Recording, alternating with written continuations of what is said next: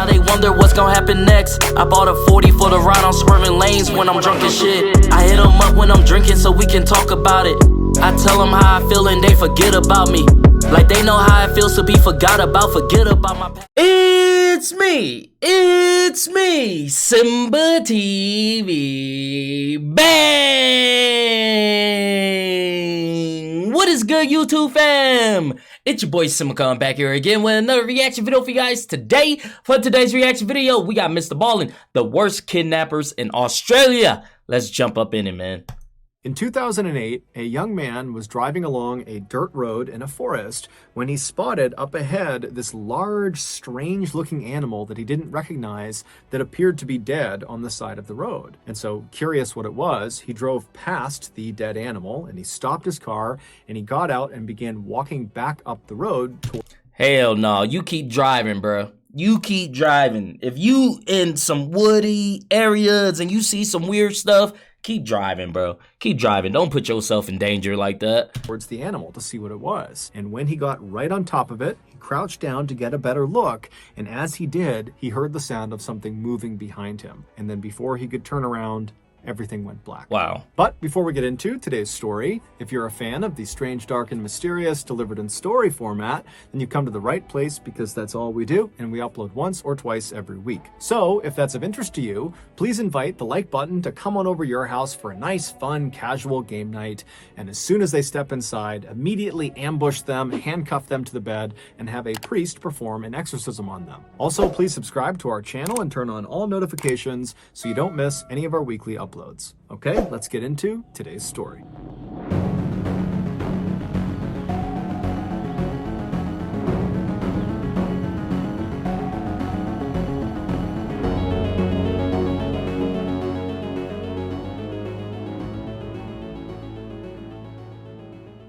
In 2008, 22-year-old Julian Buchwald was living in a small rural town in southern Australia called Budgeree. He lived there with his parents, who owned a small house on a massive 1,200-acre plot of land. Damn, which 1,200 is about 2 square miles. However, this land was made up mostly of thick brush and forested areas, so for the most part, they just stayed close to their actual house. However, there was a waterfall deep into the woods on their property that periodically they would go to visit. Less than a 20-minute drive north of Budgeree was another small rural town called Churchill, and in that town was Julian's girlfriend, 17-year-old Carolyn Watson, who also lived with her parents. The young couple had met 2 years earlier at the church they both went to. Wait, so he's 22 and she was 17? I don't know about the laws in Australia. Just saying, man, that's kind of young, but all right, we gonna keep it pushing. They were both very devout Christians, and their plan was to get married the next year when Carolyn turned 18 and was done with her studies. On Tuesday, March 4th of that year, Julian and Carolyn decided to go out and have a picnic lunch at the waterfall on Julian's family's property. So early that afternoon, Julian left his house, he hopped in the family car, he drove north to Churchill, he picked up Carolyn, and then he drove her back to his family's property, where he turned onto a dirt road that would take them into the forest to the waterfall. At some point along this short, bumpy road through the forest, Julian was looking out ahead of the car when he spotted what looked like roadkill on the side of the road. And this roadkill, it looked bigger than he was used to seeing in this area. And so he stared at it as the car kind of rolled past it. And right after they had driven past the roadkill, he turned to Carolyn and said, you know, hey, there's some really weird roadkill on the side of the road right over there. And so Carolyn, who really didn't care, she kind of slowly looked up and turned around and looked, but she didn't see it. And then after that, the two of them did not discuss the roadkill any further. And so Julian just continued to drive along this dirt road until the road kind of opened up into this big clearing. And in the middle of this clearing, which was basically this field, there was a small pond with a 10-foot high waterfall feeding into it. This was the waterfall. And so Julian parked the car right at the end of the dirt road, right on the edge of this clearing, and he and Carolyn got out. They went around to the back of the car, they got their picnic supplies out of the trunk, and they set up their picnic lunch right on the edge of this pond, looking up at this waterfall. And they were there for about an hour hour, just kind of enjoying each other's company. And then around 2:30 p.m., they realized it was time to go because they had told their family they'd be back by 3. And so they packed up all of their picnic stuff. They went back to the car. They put it back in the trunk. They hopped back inside the car. Julian turned it on. He turned the car around, and they began driving back down the dirt road that had brought them in. And as soon as they began driving down this road, Julian remembered the strange roadkill he had seen on their way in. And he decided that he wanted to stop and get out and actually go up to it. And so as they're driving along, he looks over at Carolyn and says, "Hey, do you mind if I stop the car when I see the roadkill so I can go look at it?" And Carolyn looked at him and she's like, "Okay, but remember, we have to be back by 3 p.m. That's what we told our families, so please be quick." And so Julian said, "No problem." And so he continued driving along, scanning for this roadkill. But after driving for several minutes, he had not found the roadkill yet. And he started to become worried that he had just driven past it without realizing it. And so he stopped the car. They're pretty close to the end of this dirt road. They're almost back to Julian's property. But he stops the car right in the middle of this dirt road. And he turns to Carolyn and says, "Hey, I think I drove past it. Do you mind if I just hop out and run back?" And so Carolyn was totally annoyed that this roadkill viewing was really becoming quite involved. But she says, "Okay, go. But again, you got to be quick because, it's almost 3 p.m. And so Julian kind of grinned at her. He put the car in park and he hopped out, he turned, and he began jogging back down the road in the direction of the waterfall. And after jogging for maybe 30 seconds or so, the road had turned to the right. And so from where he was on the road, if he turned around, he would not have been able to see his car or Carolyn. He was kind of deep in the thick of this forest. But he knew, this road is not very long, and so I'm sure the roadkill has got to be up here somewhere. And so he decided he would just continue running back along this road for maybe 1 or 2 more minutes, and if he didn't find the roadkill by then, he'd just have to give up, turn around, and head back to the car. And so he began jogging, continuing towards the waterfall on this dirt road. And sure enough, after about a minute, he spots off to the side the roadkill. And so he runs up to it, and right away he sees it's this huge animal that's right on the side of the road. There was a branch from a tree that had kind of obscured the carcass a little bit. And he figured that's why on the return trip he hadn't seen it, because this branch was kind of blocking it from view. And so standing over it, still not even sure what it is, he reached down and he moved the branch, the tree branch, out of the way to get a better look at this big dead animal. And right as he did that, everything went black. A few minutes later, Carolyn, who was still sitting in the car waiting for her boyfriend to come back, looked at her watch and realized it was getting really close to 3 p.m. and still Julian was not back yet.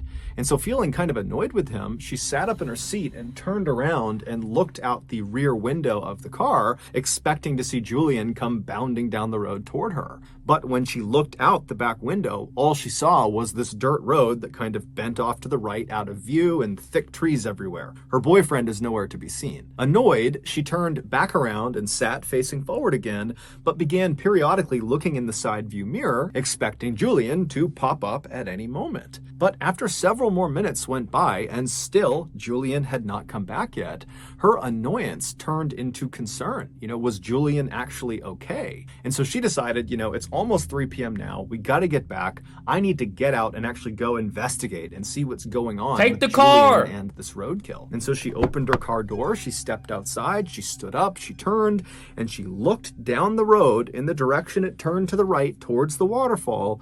And she froze because there was something standing right in the middle of the road that her brain simply couldn't process. She wanted to turn and run. She wanted to scream for help, but she couldn't. She was just frozen with fear, staring at this thing in the middle of the road. And then seconds later, this thing that she saw in the road began moving toward her. Around 3:30 p.m. that day, Julian's mother, who was at the house, realized her son had still not come back from his picnic. And this was very unlike him. He was extremely punctual. And so she stepped out onto the front porch to wait for him. But after waiting on the front porch for 30 minutes and him not showing up again, she got really concerned. And so she left the porch and went down onto their driveway, and their driveway extended right up to the main road that ran along the front of the house.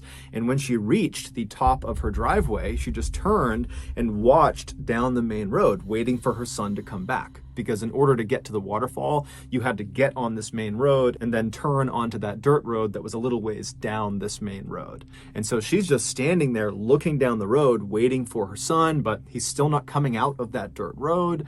And as she's looking in this direction, she happens to glance along the chain link fence that ran along the front of her property. And she noticed there was a plastic bottle that had been jammed through one of the chain links. And so she decided she would just go over and see what it was, because it didn't make any sense that there would be a bottle in her fence. And so she walks over, she pulls the bottle out of the fence, and she realizes there is a tightly rolled piece of paper that's inside of the bottle. And so she unscrews the cap, she turns the bottle over, and she pours this little piece of paper out. She unfurls the piece of paper and sees there's writing on it. And as she's reading it, her heart starts to race and she covers her mouth. This note was clearly intended for her to read, or someone in the family to read that day, because it was about what happened to Julian and Carolyn that day. The note, which was covered in all these strange satanic symbols, and was barely understandable because the grammar and spelling was so terrible, it generally communicated that Julian and Carolyn, who they called the boy and the girl, had been kidnapped. And so long as the family did not contact police, they, the boy and the girl, Julian and Carolyn, would be returned. It didn't really specify what they were going to do to them, and there was no ransom. It basically just said, you better not tell police or else. Well, Julian's mother was terrified. She had no idea what to do. And despite this threat of some sort of harm to her, to her children, to her family, if she went to police, she still called the police. And so the police, they came out to her property, they inspected the note, and right away, they noticed at the bottom of the note, it was signed with the initials ONA. And so those initials, combined with these strange satanic symbols all over it, led police to discover who ONA was.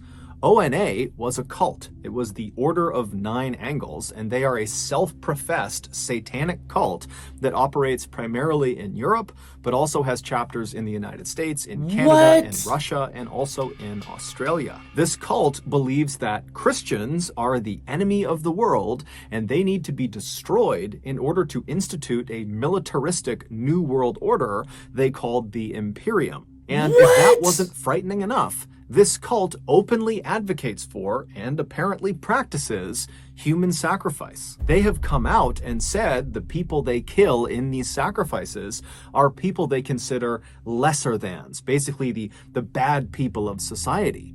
And if you are an ONA cult member, then who better to sacrifice than Julian and Carolyn, two devout Christians, and so two clear enemies of the ONA. Now, at first, when the police saw this note and kind of put this together, they're thinking, this has got to be a prank. I mean, Carolyn and Julian have only been gone for a couple of hours at this point, and all we have is this note in a bottle stuck into the fence. This does not seem like some huge conspiracy of a cult coming in here and snatching these kids to commit some human sacrifice. But when Carolyn's parents found out about this note and how they were still missing, they would tell the police, 10 days ago, we received a letter in the mail that had strange satanic symbols all over it, and it really didn't make any sense. It basically was threatening them not to go to police, but 10 days ago, they had no reason to go to police, and so they just didn't really understand why they received this message or who had sent it, and so they had just kind of dismissed it and not told anyone. But now, with these two notes looking nearly identical,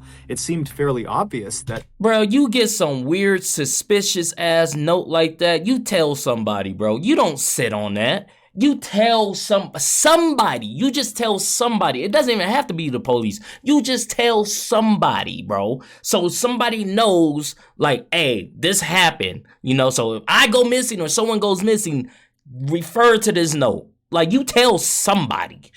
Whether it was the ONA or some other person or group, whoever was behind the kidnapping of Julian and Carolyn had clearly been watching both of their properties prior to the attack, which meant this was likely a more sophisticated kidnapping than it seemed. So that evening, the police launched this huge air and land search all over Julian's family's property, but despite looking everywhere, they found no sign of the young couple. There was just nothing. And over the next next few days when still there was just no sign of Julian or Carolyn, and there was no more word coming in from ONA. There were no more bottles stuck in fences or stuck in mailboxes. The police began to prepare for the worst.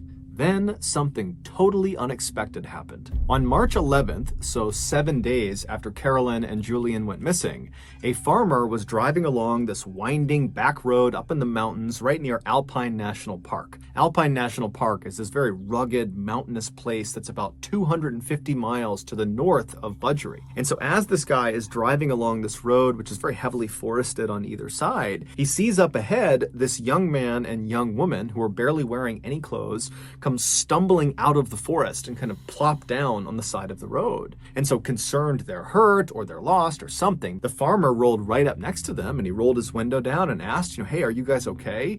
And they got up and they kind of stumbled their way over to the car and they introduced themselves as Carolyn and Julian and they pleaded for his help. And so the farmer helped them into his car and he drove them to the hospital. It wasn't long before the police in Budgeree learned that Carolyn and Julian had been found and they were alive.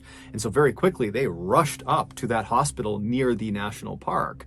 And when they got there, they spoke to doctors who would say, Carolyn and Julian are very traumatized. They're horribly sunburned. They're covered in bug bites. They got cuts and bruises all over them, but they're okay. They're going to survive. And so the police went into Julian and Carolyn's room. And at first, they just talked to them for a couple of minutes to really see that they were okay. And after feeling pretty confident that they were, they said, look, I don't mean to just jump right into the trauma you've just experienced, but we really need any information you can give us about what just happened. Who did this to you? Who brought you out here?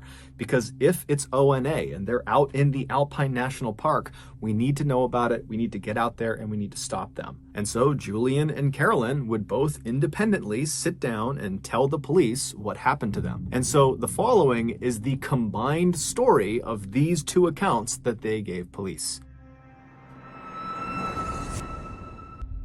And so again, here is the account that both Julian and Carolyn gave to police. 7 days earlier, when Julian had gotten out of the car and ran back down the road to that dead animal on the side of the road, and he had reached down to kind of get that branch out of the way to get a better look at this thing, he heard sudden movement behind him, and as he turned, he didn't have a chance to see what was behind him, but he felt something hard smash him in the back of the head, and it knocked him unconscious. When he woke up, he knew right away that a significant amount of time had passed, that he had been unconscious for what must have been several hours. Wow. Because now it was dark out, and when he was struck, it was broad daylight, and he looked around him and he had no idea where he was. He was in the middle of this forest. He had no clothes on. His wrists and his ankles were tied together, and he moved around and he realized he had been tied to a tree that was right behind him. And so he's got no idea what's going on. He has no idea where he is. He's looking around. He doesn't see anyone. And then amazingly, when he looks down, right next to him, underneath some leaves,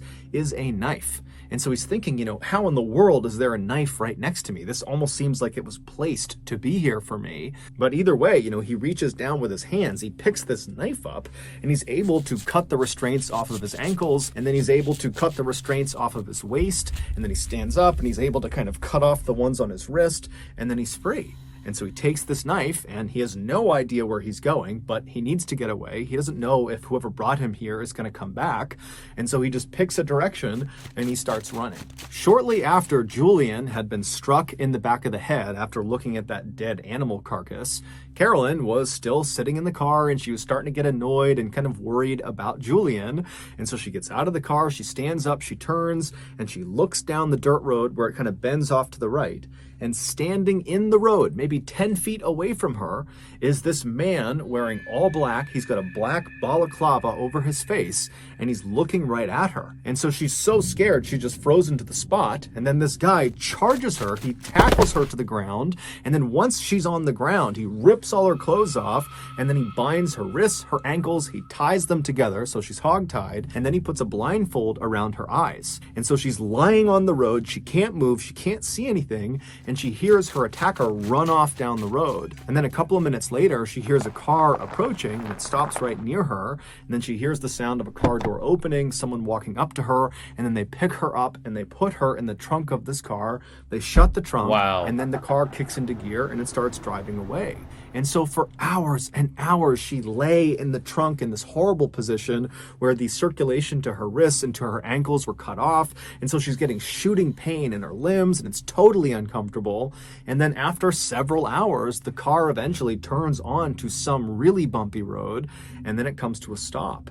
And then she hears the sound of the driver open the door. They walk around to the back of the car. The trunk pops open. And then this person pulls the blindfold off of her eyes. And she sees, even though her eyes are taking a second to adjust, that it's the man with the balaclava on. And he picks her up and he throws her on the ground. And then after he shuts the trunk, he walks over to Carolyn and he grabs her by the wrists and he begins dragging her into the woods. And so as she's being dragged, Carolyn is thinking, I'm about to be killed somewhere in the middle of the woods. There's nothing I can do. I can't go anywhere. I can't do anything. And after several minutes of being dragged, she gets dropped. And then this man with the balaclava, he walks back to the car and he gets a shovel. And when he walks over to her, he makes a special point of showing her the shovel. And then he rolls her onto her side so she's positioned in such a way that she can see what he's doing. And then right in front of her, he takes that shovel and he begins digging a hole in the ground. And so Carolyn's watching him and she's thinking, he's digging my grave. And so for several hours, Carolyn just laid there wondering what was going to happen to her as this guy dug this hole deeper and deeper into the ground. Oh, wow. And then finally, when the hole was apparently deep enough, the guy got out of the hole, he dumped the shovel, he walked over to her, he picked her up, and he threw her into the hole. And so Carolyn at this point is literally anticipating death at any moment. She doesn't know how he's going to kill her, but she thinks it's going to happen any minute. And so she wriggles herself onto her knees and does the only thing she can think to do, which is just to pray. And so as she's sitting there kneeling and praying, she hears the sound of her attacker walking off. Now, the hole was deep enough that she actually could not see where he was going, but she could clearly tell he was walking away. It was almost like her prayer had been answered, that this guy was going to leave her alone. But even with this guy potentially gone, she was still in a perilous situation because she's stuck in this hole. She can't go anywhere. She's still tied up, and the temperatures are dropping rapidly, and she's got no clothes on. After Julian had managed to free himself from his restraints with that knife that he found, and after he had turned and just started running in a general direction, he had begun yelling out for help. He knew that by yelling out, he very likely could be alerting the person who had brought him here. But he's thinking, it's freezing, I don't have clothes on, I have to get help right now. And maybe Carolyn is out there. And so he's just kind of yelling out for help. And at some point, a voice yells back to him, and it's a voice he knows very well. It's Carolyn. And so in the darkness, he's kind of fumbling through all the trees and he's listening for Carolyn's voice. And finally, he reaches her and he finds her in this hole, hogtied, screaming out for him. And so there's this moment where he kind of explains what happened to him, and she's trying to explain what happened to her, but they're just so scared that this attacker is going to come back. Yeah, get the Julian hell out just of hops there. into the hole, he cuts her restraints, and then Julian helps Carolyn out of the hole. And at this point, Carolyn can barely walk because the circulation had been cut off for the most part to her legs for the better part of 6, 7, 8 hours at this point. But still, they're desperate to get out of here. So Julian's kind of holding Carolyn up, and they begin to walk away from this hole site. And as they're leaving, they begin scanning around the area in case, this attacker has left something else on the ground, because Julian had said, I found a knife near where I was being held. And sure enough, as they're leaving, not far from the hole, they spot lying up against a tree a sleeping bag, and rolled up inside of the sleeping bag was some food and some water.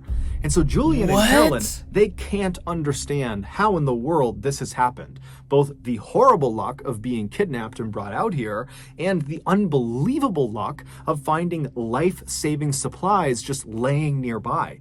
But either way, they grab the sleeping bag, they grab the food and water, and they take off running. For the next 48 hours, the couple roasted during the daytime when the sun was out because the temperatures would climb significantly. There wasn't much shade where they were walking around, so they're getting horribly sunburned.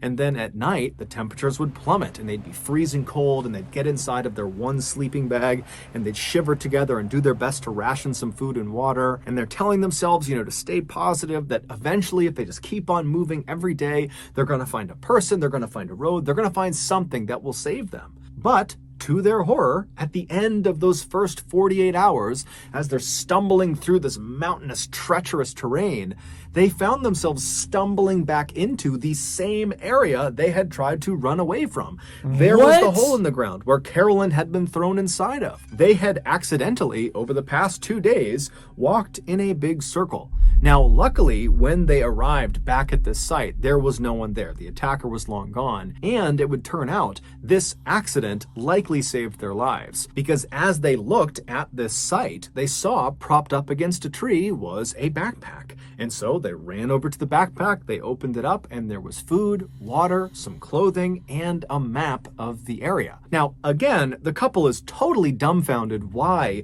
they are just happening to find these life-saving supplies right when they need them.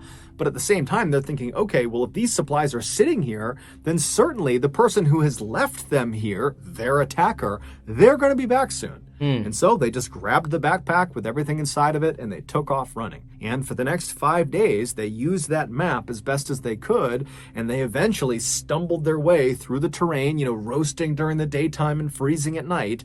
And eventually they reached that road where that they is stumbled horrible, out, man. and the farmer That driving is along the back torture. road, he spotted them and he brought them to the hospital. After hearing this story, the police very quickly organized a massive search around the area of Alpine National Park where the farmer picked up Julian and Carolyn, because they're thinking, okay, it's got to be right around here that we'll find the man in the balaclava that might lead us to the ONA, or maybe he's not connected to the ONA, but whoever he is, we need to find this guy. And so the police, they go out, they do this huge search. They don't find the man with the balaclava. They don't find any sign of the ONA, but they do find that area where that hole had been dug that Carolyn had been thrown in.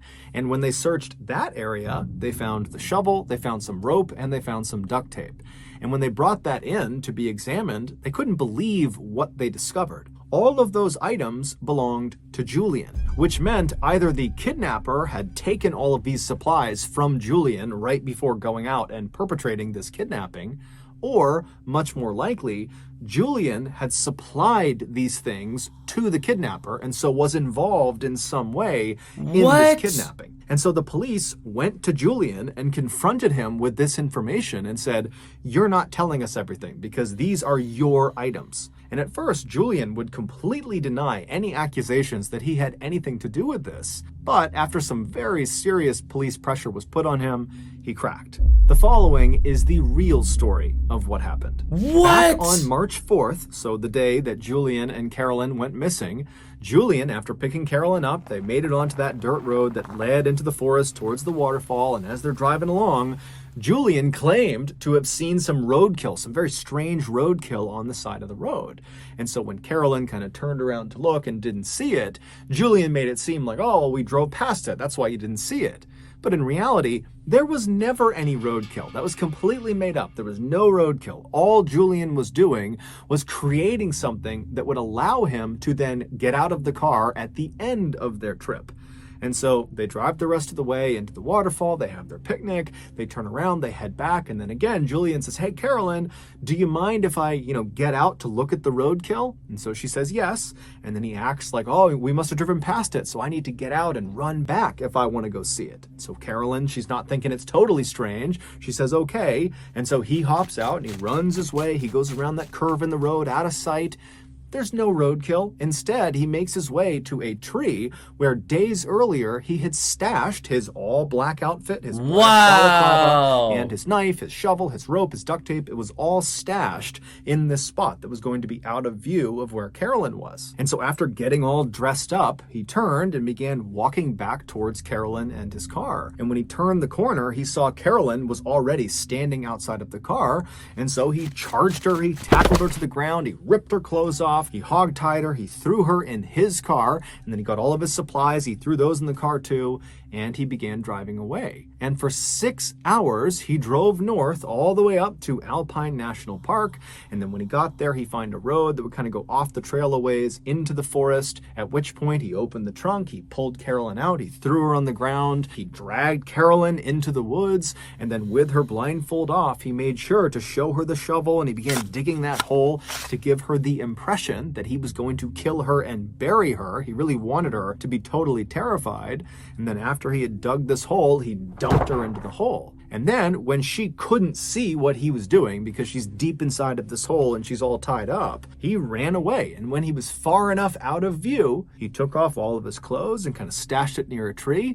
And then completely naked, besides his knife, which would be his alibi for how he had gotten free, he began moving back towards the site where he knew Carolyn was in this hole. And then after waiting a little bit, he began yelling out for help. And then she heard him. And so she yells back to him, "Yo, Julian." What is the reason for that?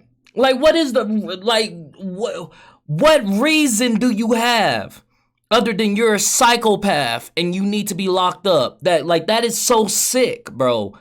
Like, what? I'm over here. And so Julian goes to the sound of her voice. And then when he sees her, he pitches her this ridiculous story about how he was tied up over there, but he found this knife and he was able to cut himself free. And look, I'll cut you free. Oh, the attacker's going to come back soon. And so he helps her out of the hole. And oh, look, they left a sleeping bag and some food and water. Let's go. And so he grabs the supplies and they head off into the bush. Now, the whole time over the course of these 7 days, Julian knew exactly where he was. And so when they accidentally went in a circle and arrived back at the site where the hole was and then found that backpack that had more food and more water and some more supplies, that was intentional. That was not an accident. He had left the backpack there, and so that's why they had doubled back. And then 5 days later, after scampering through the wilderness, they magically found the road.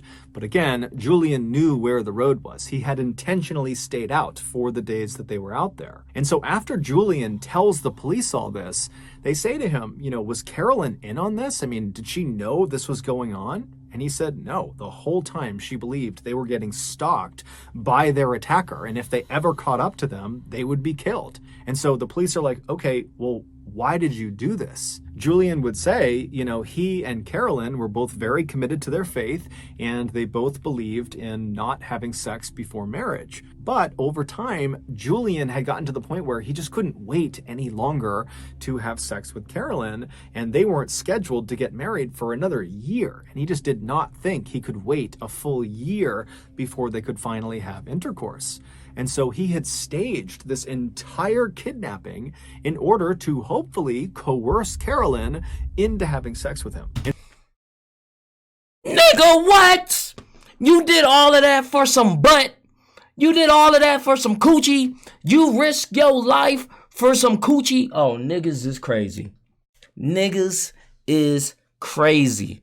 That is sick. That is really sick. You did all of that so she can maybe sleep with you. You think just having a conversation probably would have worked? Maybe, you know, like, hey, you know, I don't think I can wait. Like, we're getting married anyway. Like, we're already sinners, you know. You didn't think to have a conversation. You just jumped to straight, I'ma kidnap her.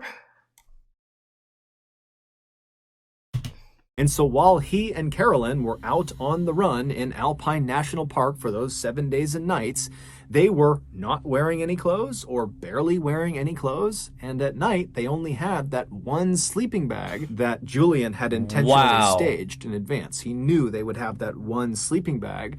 And so they would climb into that bag at night because it's freezing cold out. And as they're laying there right on top of each other, he would say to Carolyn, we need to have sex in order to produce enough heat that we don't freeze to death out here. Wow. But Carolyn, despite the circumstances, every time said no. And so after 7 days of trying to convince Carolyn that they had to have sex, it was a matter of life or death, and that if they just said their vows, that under the eyes of God, they would be considered married and sex would be okay at that point, despite all of his best efforts, every single time, Carolyn just continued to say no, no, no. And so, at the end Shout of out those to 7 her. days, Julian finally just gave up. And so that's when they magically made their way out to the road and were rescued. Julian would also tell police that he was the one who wrote those notes prior to the kidnapping in hopes that they would believe the Order of the Nine Angles was behind all of this and he wouldn't get in trouble. Prior to his trial for kidnapping, Julian was out on bail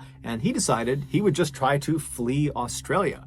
And so the way he did this is he dyed his skin a darker shade, and he also dyed his hair darker, and then he attempted to use a fake Indian passport to go to India. And he was able to fool Australian authorities, but when he arrived in India, he was immediately found out and he was extradited back to Australia where he would stand trial. And in 2009, he was found guilty of kidnapping along with a host of other obscure charges, and he was sentenced to 7 years and 9 months in prison. So that's gonna do it. If you got... That man is crazy for that, bro. You're really sick in the...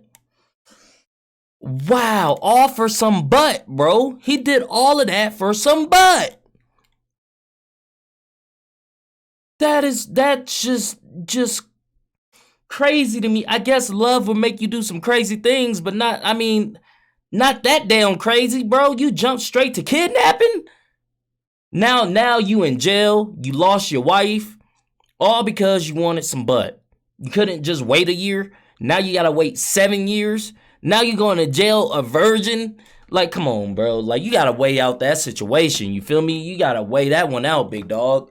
That's crazy. If you guys like this video, go ahead and hit that thumbs up button for me. Thank you guys for commenting, sharing, and subscribing. And I'll see you guys next time. Peace.